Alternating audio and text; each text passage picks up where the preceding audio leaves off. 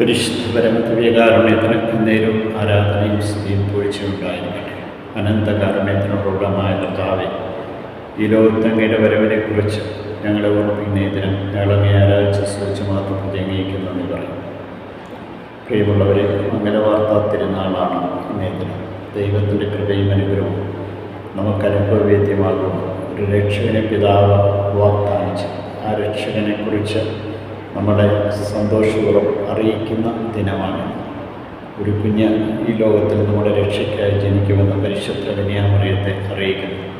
സന്തോഷത്തോടുകൂടി ഇതാ കർത്താവിൻ്റെ ദാസി എന്ന് പറഞ്ഞുകൊണ്ട് ആ ദൗത്യം ഏറ്റെടുക്കുന്ന പരിശുദ്ധ കന്യാമറിയം.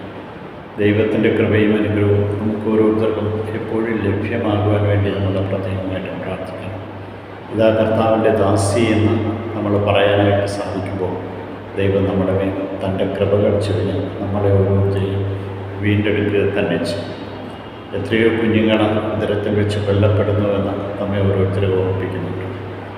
ഉദരത്തിൽ വെച്ച് കുഞ്ഞുങ്ങൾക്ക് വേണ്ടി പ്രാർത്ഥിക്കുവാനും അമ്മയുടെ ഉദരത്തിലായ കുഞ്ഞുങ്ങളെല്ലാം സേഫായിരിക്കുവാനും ആ കുഞ്ഞുങ്ങളൊക്കെ ദൈവത്തിൻ്റെ കൃപയാൽ നിറഞ്ഞ് ദൈവത്തിൻ്റെ വചനത്തിൻ്റെ നിറവിൽ ജീവിക്കുവാൻ തക്കവരും എല്ലാ കൃപകളും പരിശുദ്ധാത്മാവിൻ്റെ നിറവ് നൽകി അനുഗ്രഹിക്കണമേ എന്ന് നമുക്ക് പ്രാർത്ഥിക്കാം.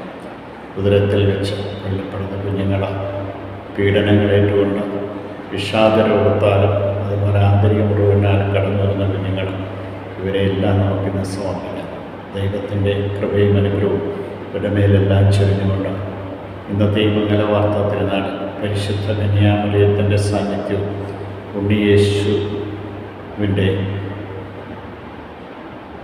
പറവയോട് അനുബന്ധിച്ച ദൈവത്തിൻ്റെ കൃപയും അനുഗ്രഹവും സ്വർഗത്തിൽ നിന്ന് ലഭിച്ചതുപോലെ നമുക്ക് ലഭിക്കുവാൻ തക്കവിധം കൃപ നൽകണമേ എന്ന് പ്രാർത്ഥിക്കാം. നല്ല ദൈവമേ, എല്ലാ കുടുംബങ്ങളെയും ഞങ്ങൾ സമർപ്പിക്കുന്നു. അബോർഷൻ ചെയ്ത മൂലം ദുഃഖിക്കുന്ന കുറ്റബോധമുള്ള എല്ലാ അമ്മമാരെയും സമർപ്പിക്കുന്നു. ദൈവത്തിൻ്റെ കൃപയും അനുഗ്രഹവും വീണ്ടും അവർക്ക് നല്ല ശക്തിപ്പെടുത്തണമേ.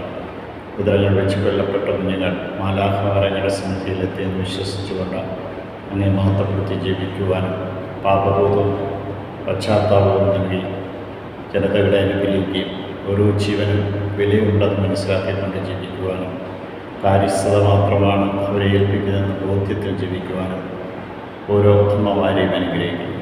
ഈശോയെ നന്ദി, ഈശോയെ സ്തുതി, ഈശോയെ ആരാധന.